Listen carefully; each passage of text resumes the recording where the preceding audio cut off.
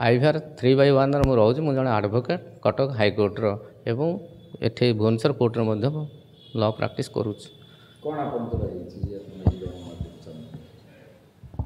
ମୋର ଆଜି ଏମିତି ଗୋଟେ ଦୁର୍ଭାଗ୍ୟ ଥିଲା, ମୋ ଝିଅକୁ ସେମାନେ ଧମକା ଧମକି କରିକି କହିଲେ ତୁମ ପରିବାର ସୁରକ୍ଷା ପାଇଁ ତୁମେ ନିଜକୁ ବଳି ପକା। ସେ ନିଜକୁ ବଳି ପକାଇ ଦେଇଛି ଆଜି ଯେ ମୁଁ ବାହା ହେବାର ଗୋଟେ ବାହାନା ବାହାର କରି ମୋ ଘର ଲୋକ ମୋତେ ଟର୍ଚର୍ କରୁଛନ୍ତି କହି ମୋ ମା' ଭାଇ ଆଉ ବାପା ମୋତେ ବାଡ଼େଇଛନ୍ତି। ତେଣୁ ମୁଁ ଘରେ ଆଉ ରହିବି ନାହିଁ, ମୋତେ ଅନ୍ୟ ଜାଗାକୁ ଯିବି, ମୁଁ ଘରକୁ ଯିବି ନାହିଁ। ମୁଁ FIR ଦେଲି। ଏଇମାନେ ସବୁ ଦୋଷୀ, ଯେଉଁଠିକି ମୋ ଝିଅ କ୍ଲିନିକ୍ ଯାଉଥିଲା ଏବଂ ସମ୍ ହସ୍ପିଟାଲ ଯାଉଥିଲା ଏବଂ ଜିମ୍କି ଯାଉଥିଲା। ତେଣୁ ଏ 3ଟା ଜାଗାରେ ଯେ ସମ୍ ହସ୍ପିଟାଲ କିଛି ନାହିଁ ସୁରକ୍ଷିତ, କିନ୍ତୁ ଏଇ ଯେଉଁ 2ଟା ଜାଗାରେ ସେ ଅସୁରକ୍ଷିତ ଭାବରେ ତାକୁ ଟର୍ଚର୍ କରାହେଇଛି। ତା'ର ଇଜ୍ଜତକୁ ପଦାରେ ପକାଇ ଦେବା ପାଇଁ କହିକି ତା'ଠୁ ସମ୍ପୂର୍ଣ୍ଣ ପଇସାକୁ ଏକ୍ସପ୍ଲଏଟ୍ କରିଦେଇଛନ୍ତି। ତା ଆକାଉଣ୍ଟରେ ପଇସା ନାହିଁ। 6 ବର୍ଷର ତା ରୋଜଗାରକୁ ନେଇଯାଇଛନ୍ତି ଏବଂ ତାକୁ ଏବେ ବି ଧମକଉଛନ୍ତି ଯଦି ତୁମେ ନ କରିବ ତାହେଲେ ତୁମ ବାପା ମାଆଙ୍କୁ ନଷ୍ଟଭ୍ରଷ୍ଟ କରିଦିଏ, ତୁମ ପରିବାରକୁ ସ୍ମାସ୍ କରିଦେବୁ।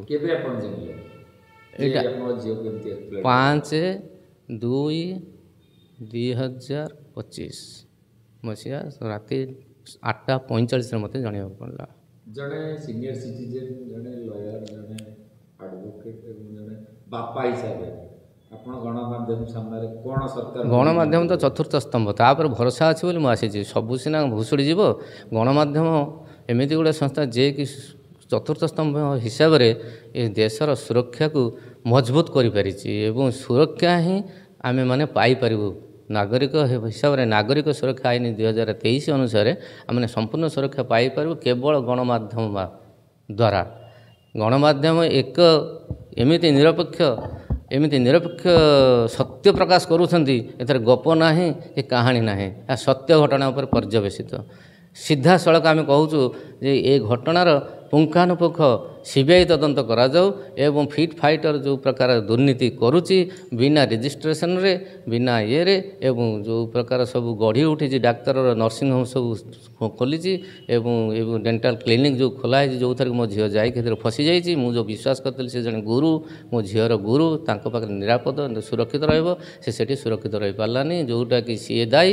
ଏବଂ ଫିଟ୍ ଫାଇଟରର ଯିଏ ମାଲିକ ରତିକାନ୍ତ ବେହେରା ଏବଂ ଆବୁ ଖାନ, 2 ଜଣ ଯାକ ଏଥିରେ ସମ୍ପୂର୍ଣ୍ଣ ଦାୟୀ। ଏମାନେ ସବୁ ଏମିତି କ୍ରିଟିକାଲ୍ ସିଚୁଏସନ୍ ତିଆରି କରି ପିଲାମାନଙ୍କୁ, ଝିଅ ପିଲାମାନଙ୍କୁ ଫସେଇ ତାଙ୍କୁ ଇଣ୍ଟରନ୍ୟାସନାଲ ଗ୍ୟାଙ୍ଗ ସାଥିରେ ସମର୍ପଣ କରିଦେଉଛନ୍ତି।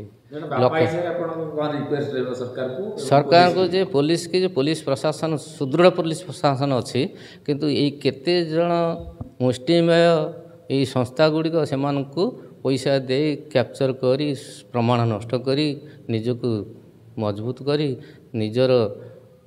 ନିଜର ପରିଚୟ ସୃଷ୍ଟି କରୁଛନ୍ତି, ଯେଉଁଟାକି ସେ ପରିଚୟ ସମ୍ପୂର୍ଣ୍ଣ ଭୁଲ ଏବଂ ଭୁଲ ତଥ୍ୟ ଅନୁସାରେ ବିଭିନ୍ନ ପ୍ରକାର ଜାଲ ପ୍ରମାଣପତ୍ର ରଖି ଲୋକମାନଙ୍କୁ ଏତେ ଆପଏଣ୍ଟମେଣ୍ଟ କରିଛନ୍ତି ଏବଂ ଯେଉଁମାନଙ୍କର ଯୋଗ୍ୟତା ନାହିଁ ସେମାନଙ୍କୁ ଯୋଗ୍ୟ ବୋଲି ବିବେଚିତ କରି ସଂସ୍ଥା ଚଲାଉଛନ୍ତି ଏବଂ ଜାଲ ସାର୍ଟିଫିକେଟ୍ ନେଉଛନ୍ତି, ରେଜିଷ୍ଟ୍ରେସନ ଜାଲ ଭାବରେ କରୁଛନ୍ତି। ସେଗୁଡ଼ାକ ପୁଙ୍ଖାନୁପୁଙ୍ଖ ତଦନ୍ତ କରାଯାଉ।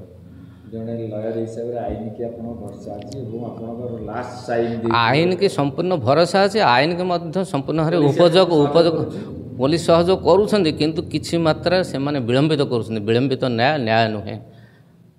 ଯେ ମୁଁ ଦେଲିଣି 11ଟା ବେଳି ଏପର୍ଯ୍ୟନ୍ତ କୌଣସି ପ୍ରକାର କାର୍ଯ୍ୟାନୁଷ୍ଠାନ ହେଇନି, ତଥାପି ମୋର ବିଶ୍ୱାସ ଅଛି ସେମାନେ ହୁଏତ ତାଙ୍କର କୌଣସି ପ୍ରକାର ଗୁପ୍ତ ତଦନ୍ତ କରୁଥାଇ ପାରନ୍ତି, ଯେଉଁଟାକି ସହାୟକ ହେଇପାରିବ ଏଇ ଯେଉଁ ର୍ୟାକେଟକୁ ଧରିବା ପାଇଁ।